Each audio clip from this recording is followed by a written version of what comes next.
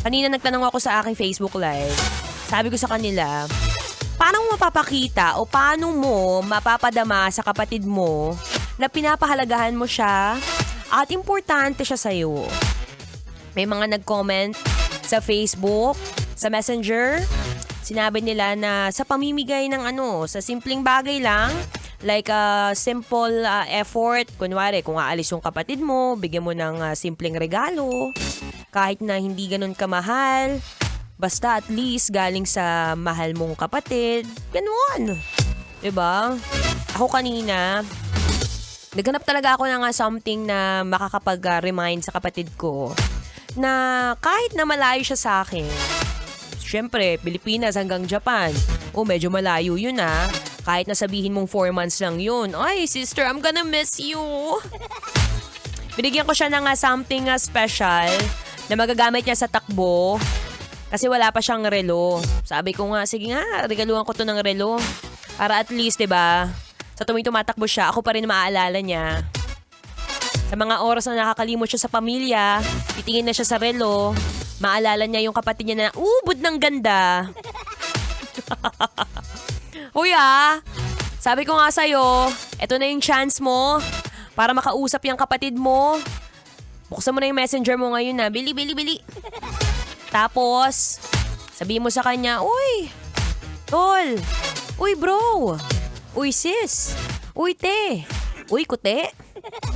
Kumusta ka na? Tagal na nating di nag-uusap Magkita naman tayo minsan. Miss na kita Huwag kang mag-alala, wala dito si mama, hindi ka mabubulyawan. Diba?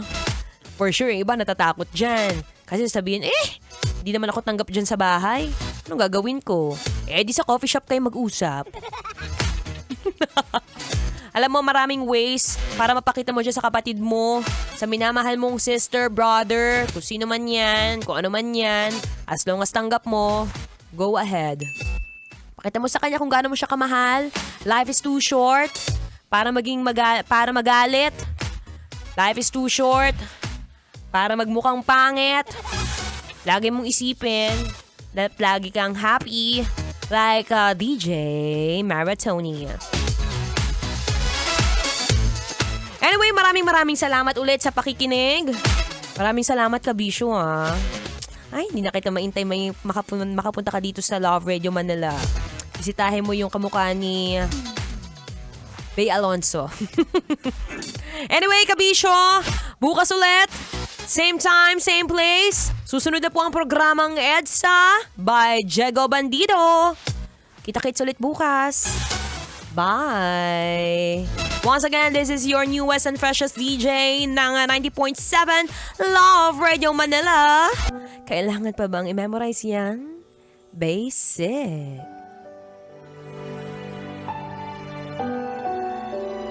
Kailangan pa bang i-memorize yan? Love Radio Basic!